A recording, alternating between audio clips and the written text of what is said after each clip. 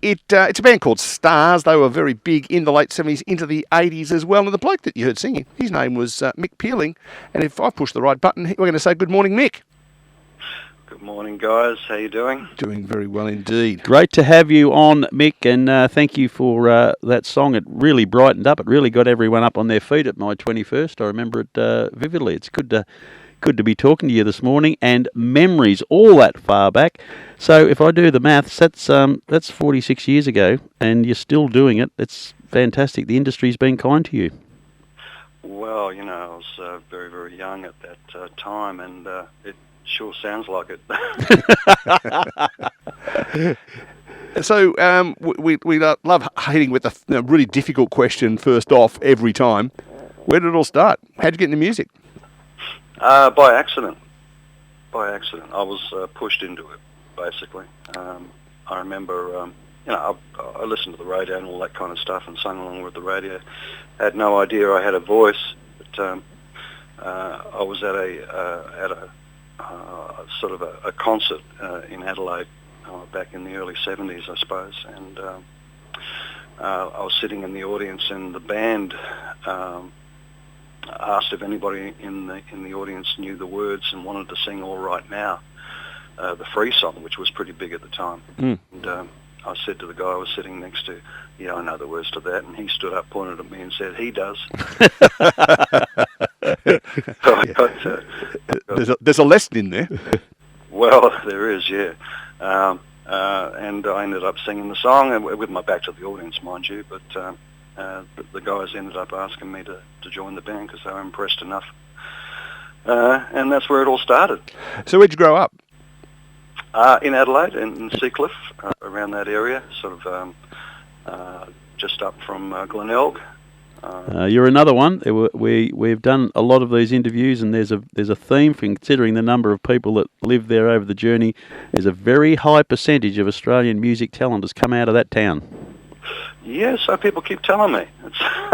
It's yeah. I don't know whether it's got to do with the English migrant sort of districts at that time, or what. I really can't put my finger on that. But the thing is, all those musicians wanted to leave and move east. Yeah, I always say that there must have been something in the water which would account for the taste of it. I tell you, we did an overnight trip to Adelaide once, and it was a very, very hot night. And the first thing I did when I got there was I had a drink of tap water, and I lost my voice for the whole week. It's something. It's a shocker, isn't it? I don't know. We're very fortunate, obviously, here in Melbourne and in our case down in Geelong, to have some sensational water. That's it. So was that the genesis, if you will, of Stars? That band that got you to get up and sing? Pretty much, yeah. That there are a couple of members from Stars in that band. I think it might have been Glenn, the drummer, and I'm not sure who else was in there, but we sort of went our separate ways. I joined a band called Nantucket, and the other guys in Stars were in a band called Astrakhan, and we were kind of rival bands at the time, but we ended up joining together eventually. Mick, a bit unique your start. Most others could play an instrument, or they were with a group that could, so they had music in their blood to a degree. They were tinkering with writing songs and putting arrangements together. But if you've just been dragged out of an audience, here, sing, son, how did you get into the real love and in intricacies of producing music? Slowly but surely. I mean, I've been sort of pretty lazy in that regard, and it's only been recently that I decided to sort of get a bit more into guitar, and up until then I wasn't really a songwriter. I wrote a few words with Mal Eastick at the very start. Like we wrote the first Stars singles, Quick on the Draw and Winning Hand together, but after that it came to a bit of a full stop, and it took someone like Andy Durant to come into the band to get the original songs sort of moving. So yeah, I've been a bit lazy in that regard over the years, and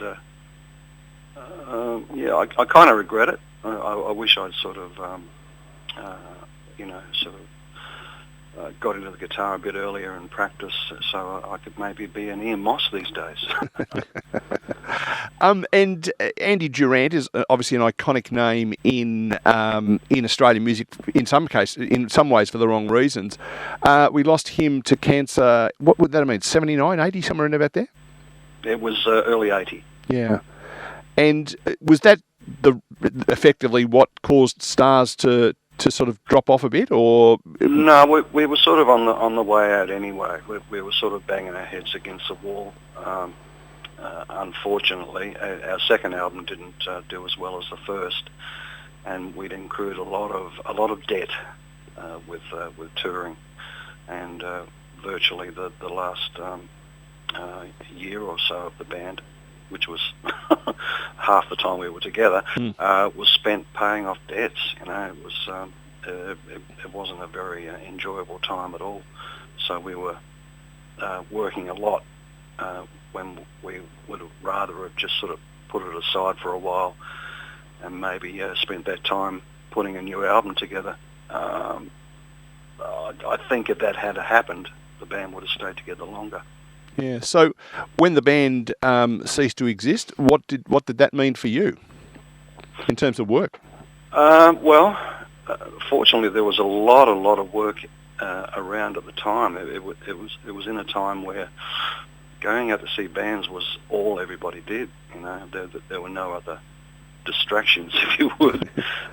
So it was pretty much every pub on every corner had a stage and a band playing, and that was all over the country. So a guy like me could keep working with anybody who'd have me, basically. Yes, at that stage I was living in the eastern suburbs of Melbourne, and so places like the Donny Inn and the Shopping Town Hotel and the Rock at the Croc and Coxie at the Roxy and all that kind of stuff. It was just everywhere, wasn't it? Well, that's right, but there was a lot of smaller places too, like like in Geelong, for instance, the Eureka Hotel, and and here in Melbourne, there were just heaps of little bars. The ones you were just talking about are sort of beer barns, but there were the little places as well. You know, it was just a thriving sort of scene where every musician could work. Mick, your voice, obviously, biggest asset. Sometimes in rock and roll, the voice can get lost in the noise. During your time, have you had the opportunity to be able to just drop off a nice softer tone and really have people appreciate the quality of your singing? Well, I really believe that's my thing. You know, I'm not really a shouter. Although I can shout, but I've sort of learned how to pace myself. You know, like when I do shout, it comes as a bit of a surprise. You know, and I think my thing these days is more on how can I put it? Singing, really. The ballady type stuff rather than the heavy rock.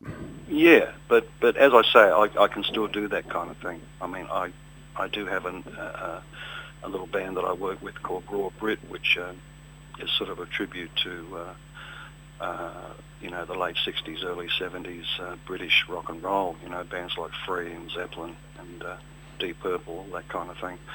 And I can still do that kind of stuff, but I don't feel the urge to do it all the time. So who's, if you were to do, we've had a few artists in doing covers of bands or individuals. If you were going to tour doing a cover, who was the industry person you've respected the most and you love the work of, you'd like to take it to the people? Well, currently, Nick Charles and myself. Nick's in Stars, and I'm sure you've heard of Mick. He and I are putting together a tribute to Bob Dylan. We're going to do a whole album of Dylan stuff. So personally, that would please me greatly to sort of take that stuff to Interesting choice, because as much as we love the poetry of Dylan, I don't think too many people would pay money to listen to the quality of his voice. If you're going to project voice, that's an interesting choice. Very, very true, but it's with Dylan, it's all in the songs. There's some beautiful songs there that a lot of great singers have interpreted, over the years, and Sometimes people say that's not a Dylan song, but it is. Well, I think if you look at a couple of extremes, Blowing in the Wind couldn't be any more folky. You really can't sing it without putting your beads on. And then you've got All on the Watchtower with a sort of a Hendrix feel to it, and written by and then you turn around to a Manfred Mann with Mighty Quinn. I mean, there's just such a range of stuff in there, isn't there? Well, that's the thing. I mean, it's Dylan's songs can be interpreted in so many ways. Like the first song you mentioned, "Blowing in the Wind," there's some great gospel versions of that one. And then the Hendrix. There's obviously great hard rock versions of his songs as well. Yeah, it's all in the interpretation, and most times it works. One of my favourite Dylans, which not many would know about, Tweeter and the Monkey Man. Is that going to be on your set? Good choice, but no, not this time. That was going to be the working title for this program for a long time. We were just trying to work out who was going to be Tweeter, because he spends a lot of time on Twitter, this bloke. That's from the Wilburys, right? Yeah. That was an album grabbed, and it in my working life, it just was on loop day after day after day, and that was a song that I didn't get much airtime, but my goodness, we loved it. It was just the storytelling, the silliness of it. They probably threw it together in about 10 minutes, but it was very enjoyable. Oh, it's a great record, yeah, and as you say, it's probably a little overlooked these days, but if you put that record on, it's just most enjoyable. So we like to hit, again, with the difficult questions without notice. We're going to create an Australian version of the Travelling Wilburys with Mick Pealing on vocals. Who are your two guitarists, keyboardist and a drummer? Oh, man. You like that? You don't get that on Inner FM, do you? We always try to ask our guests a question they've never been asked before. Yeah, it's an interesting one. Wow. I'd really need time to think about that. I mean, there's so many great... you're talking strictly Australian? Oh, yeah, it'd have to be Australian. Yeah. It's probably a bit unfair on you, because with the story of your music world, you probably would have played with a hell of a lot. Well, that's true, yeah. Probably the people I would choose, a lot of people wouldn't know. That's the only trouble. And, of course, Matt Taylor and Nick Charles go without saying, brackets, you're touring with them very soon. It'd be really unbearable if you didn't, close brackets. Yeah, very, very true. Yeah. I'd like to say Shannon Bourne would be one of my favourite guitar players around town. I'd love to work with him in some form, in some fashion down the track, but he's working with Don Walker at the moment. Oh, he could play a bit too, couldn't he? Yeah, and he's also got that great band, Checkerboard Lounge. I don't know whether you've heard of them. No, I haven't come across their work yet. Do yourself a favour. Oh, hello. Love it. Now, a beautiful segue, because I saw a photo of the aforementioned Mr. Meldrum in the paper during the week or the week before, waving a CD or a DVD around. I know. Called Paradise Revisited. Tell us about that. Well, the guy who owns the studio where we recorded the album, Paul Higgins, he's got Empire Studio out there in Heidelberg, and he happens to be a friend of Molly, and he went round to visit, and he had a copy of the album with him, and Molly had a listen, liked it, and agreed to be photographed holding it up, which was just sensational.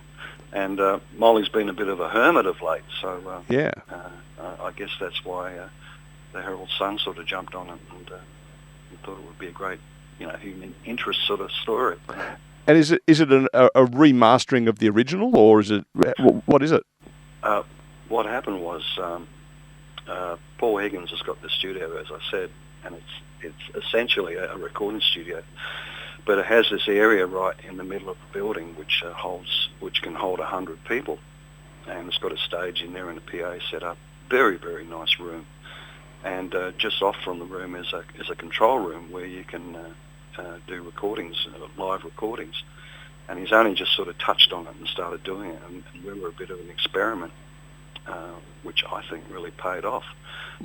We filled the room and got some great crowd noise on the album, and we played our asses off basically, and it's turned out really well. Very hard to walk after that.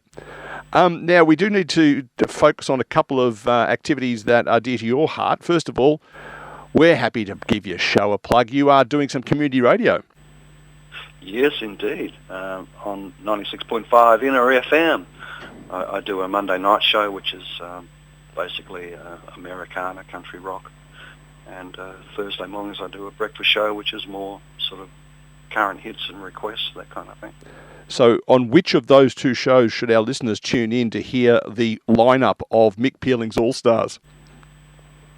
Probably the Monday night one. Okay, so Monday night, folks, on Inner FM at what time? 7:30 or 8 o'clock or something, isn't it? 8 o'clock. Yep, tune in this week, and Mick's going to reveal his lineup. So we've put the pressure right on there. But the whole reason for getting on, apart from to talk about your career, which has obviously been very successful over the journey, was to also give some promotion to a tour that you are doing. I looked at the combination of the three bands that are represented in the tour, which is called the Heritage Legends. Sounds so much better than Old Blokes, doesn't it? Chain, arguably one of Australia's best-known blues bands. Stars, which we would call, rock-ish. Contemporary rock. Yeah, and Bushwhackers. Right. Interesting combo.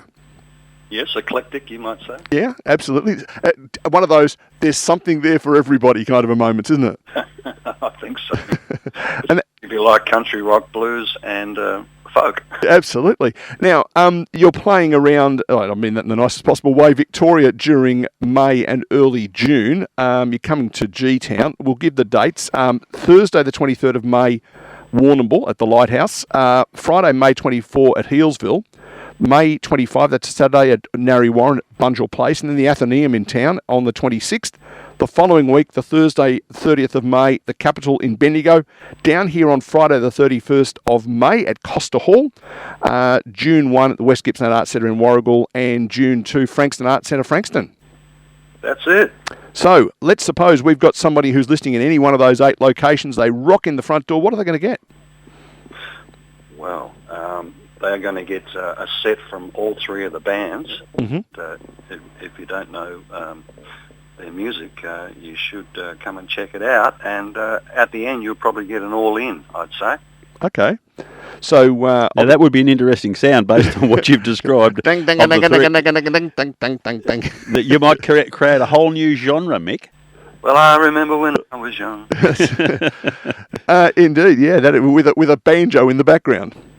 That's exactly right. Can you imagine it? Yes, I can. Yeah, actually, yeah. The more I think about it, the more it's sounding more and more appealing. Presumably, tickets are available through the normal place. I'm just going to press this button on my phone while Rob talks to you. And Yes, Mick, the energy to keep going. There's clearly a commonality between, as I said to you off air, the folk of your vintage that are still going around. Do you still loving it, or is it hard work? Well, Sonny, let me tell you. You're talking to Rob now, and he's actually 88. Yeah, I'm a little bit older than you, probably, Mick. Well, I'm not far behind. I still love it. That's why I do it, and it's something that I don't have to go out because I need to earn a crust. Otherwise, I'm not going to be able to live. Mm-hmm. So the love of it is there, and every gig I look forward to, and it's still a great pleasure. And I think I'm singing the best I've ever done. So. I feel good about that. Mick, I'm glad you brought that up, because there's a commonality where Brian Cadd has just released a new album, and he's got that same gravel that he had in the 60s. Russell Morris still sings beautifully. Do you have to look after yourself to keep the voice done. Pure? Nice work. And he didn't mean it. And I didn't mean it. I had no idea what I just said. Sorry. Do you have to look after yourself in your voice? Oh yes, I do 2 hours of warm ups. No, I don't do a damn thing, and I probably should, but it hangs in there, so I must be doing something right. I've never had lessons. I've just I started off being an okay singer, and for some reason I've developed into a reasonably good singer. So. Yeah, and just imagine if you hadn't put your hand up that day, or your mate put your hand up for you. So the performance is at Costa Hall here in Geelong. Now, I'm looking at the place. You can get the tickets at geelongartscentre.org.au. Rob, how much do you reckon that it would cost to see these guys. No, not $200. $62. $79 for three of Australia's best-known bands. I mean, come on, It's seriously? pretty good. Absolute bargain in this day and age. I would have thought. Cheap at half the price, 50-minute act, then now hang on, we've got a problem here. It says 125 minutes, including a 25-minute interval. Then it says a 50-minute act one, followed by a 20-minute interval. So make sure you're back in your seats after 20 minutes, folks, not 25. And then another hour after that. So it's just going to be a grouse night of Australian music, I think is the best way we could summarise that. Absolutely. Look, I had a meeting just recently with Matt Taylor and Doe Newton from the Bushwhackers, and those two guys are very much firing. I mean, they're old guys compared to me. On fire. But not compared to Rob. We're desperately trying to get hold of Matt as well to talk at some stage. He's being a bit hard to find because he's in Perth and stuff like that, but we will certainly grab hold of him sometime during the year and have a chat to him. But in the meantime, Mick, it's been an absolute thrill to catch up with you. I don't know whether you remember, you probably don't, but I did shake your hand at a benefit concert at the Oakley Of course RSL. he'd remember. He's never washed it. I've got a feeling that might have been for poor old Harvey James' benefit. Would that be right? Were you with that? Yes, yeah, that was a while ago now. Yeah, the host came out. Matt O'Neill, who does a bit of community radio in Melbourne, was the host, and he said, it's a bloke called Ian's come along. He was a mate of Harvey's, and he'd just like to play, if that's all right. And everyone goes, ugh. And I was about 1.7 centimetres away from a speaker the size of the MCG when Ian Moss hit the first chord of Bow River. And my ears are still ringing. Ringing, yeah. Mick, great to chat. We will hopefully catch up with you on was it the 31st, I think, was it, of May? Is that what we said? Yes. Mick, it's been an absolute delight. Thank you so much for your time. Love the fact that you are also doing community radio. It shows your passion for it, and it will make it easier to chat to us. So we really appreciate your time. 8 o'clock Mondays, folks, and breakfast on a Thursday, if you're not, of course, listening to The Pulse, which you, of course, would be. Hey, look, thanks for having me on your show, guys. It's been a pleasure. Thanks, Good on you, Mick, and best wishes. look after yourself. Yes. Cheers, mate. There he is, Mick Pealing, lead singer for Stars, and as always, just another great conversation with one of these guys. It's an absolute legend of music. What a lovely, lovely chap. Yes, indeed.